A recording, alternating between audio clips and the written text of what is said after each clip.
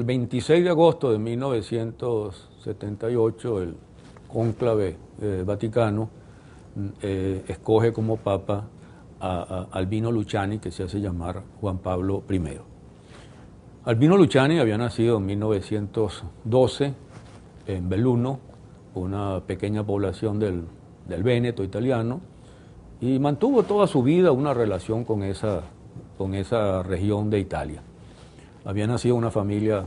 humilde, una familia de origen humilde, y finalmente escogió la carrera sacerdotal.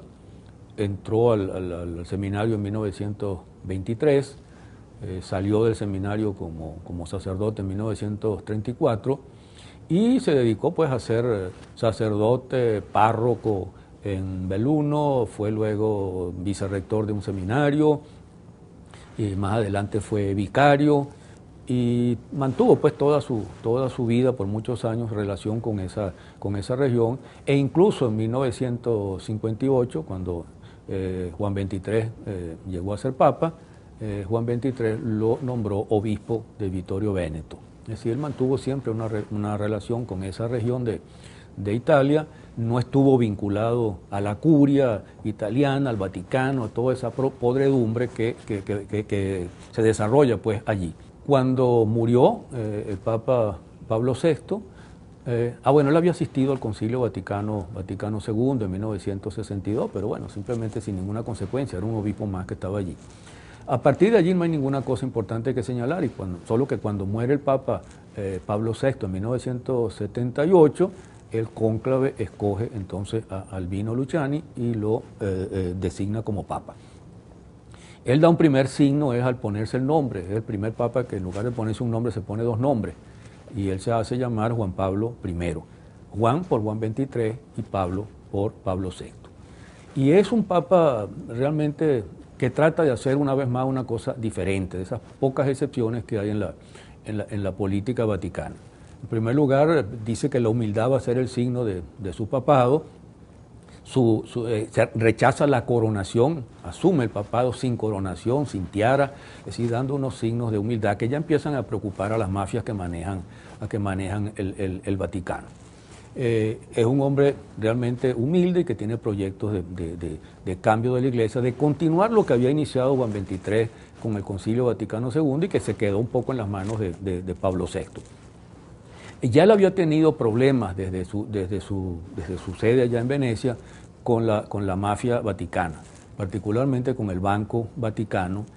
dirigido entonces por un polaco norteamericano, un bandido llamado Marcinkus, obispo polaco norteamericano, que era el jefe pues, de ese banco y que le daba un poder enorme. Al llegar al poder, los problemas con Marcinkus aumentan también, y particularmente Marcinkus viene haciendo una doble política, una política usual, que es la política del Vaticano, la política de la extrema derecha, del anticomunismo histérico, de apoyar a todas las posiciones de derecha, y ese Banco Vaticano, a través de Marcinkus, estaba conectado, es decir, el Vaticano mismo estaba conectado con la CIA, estaba conectado con Solidaridad, el sindicato de Wałęsa, el sinvergüenza que luego fue presidente de Polonia, rima muy bien las dos cosas, y también estaba conectado con algunas otras mafias, pero al mismo tiempo, entre ellas con la contra nicaragüense y con el Irán Contras. Verdaderamente hay toda una actitud mafiosa allí, pero al mismo tiempo estaba haciendo negocios ya comunes, sórdidos, incluso tenía conexiones con la droga y con la mafia corriente. Eso es parte del enfrentamiento. En ese entonces el Vaticano está involucrado en esa podredumbre que lo caracteriza en todo este tipo de política. Y el Banco del Vaticano está conectado con el Banco Ambrosiano, y el Banco Ambrosiano, que lo dirige un personaje, un delincuente conectado con la mafia, llamado Roberto Calvi, que luego apareció colgado en un puente en Londres, supuestamente en un suicidio, que todo el mundo cuestionó. Este Banco Ambrosiano, a través de Calvi, está conectado también con una logia fascista llamada la P2, Propaganda Due, que la encabezaba un siniestro personaje llamado Licio Gelli. y esta logia era una logia internacional que tenía conexiones con diversos organismos de anticomunistas, tanto en Italia como fuera de Italia. Tenía conexiones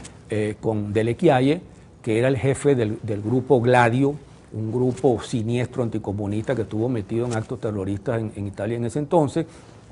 El mismo grupo Gladio, a través de Delle Chiaie, estaba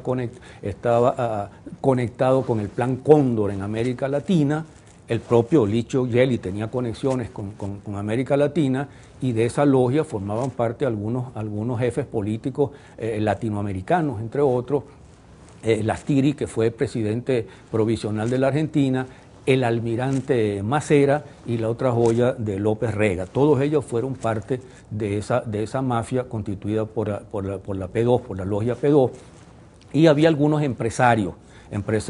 italianos, entre ellos, por ejemplo, Michele Sindona, y un joven empresario que todavía no se había dedicado a la política, llamado Silvio Berlusconi, que también estaba en la pomada en ese entonces. En el medio de todo este pastel podrido se encontraba el Opus Dei, que estaba buscando abrirse camino para el poder en el Vaticano y que tenía como candidato al cardenal Baguenza, que no logró ser electo papa en ese cónclave que eligió Juan Pablo I, pero es el que reemplaza justamente a Juan Pablo I en ese mismo año de 1978. El Papa Luciani es un hombre sin duda honesto, tiene unos proyectos de cambio de la Iglesia que a la mafia vaticana, por supuesto, le preocupan enormemente, y justamente por eso es que su pontificado va a durar muy poco, va a durar apenas 33 días, porque el 29 de septiembre de ese mismo año el Papa va a amanecer muerto. La versión del Vaticano es la versión de que el Papa había sufrido un infarto repentino, versión que luego fue cambiada por otras, hasta decir que se había equivocado de medicina y se había tomado la medicina que no era. Lo cierto es que el Papa era un hombre absolutamente sano, declarado por su propio médico, no sufría de nada, ni tenía el colesterol alto, ni tenía problemas para comer nada, y aparte de eso, la tensión del Papa era más bien baja, lo cual para un hombre ya mayor de cierta edad es algo sumamente positivo. Y por eso justamente la versión del infarto resultaba absolutamente incoherente. El hecho es que esa fue la tesis oficial del Vaticano, y esa tesis se mantuvo a pesar de las contradicciones, y lo que todo muestra es que el Papa Juan Pablo I fue asesinado, fue envenenado, como en los tiempos clásicos del Renacimiento, y en los años siguientes, a pesar del silencio hermético de la mafia vaticana, se ha puesto en evidencia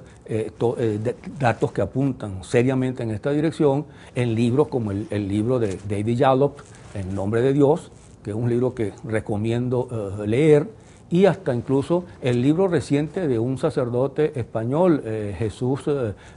López Sáez, que también ha publicado algo sobre ese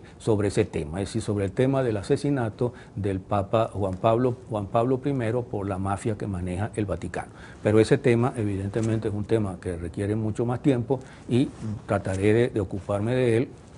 el 29 de septiembre, cuando se cumple un aniversario de la muerte o asesinato de este Papa.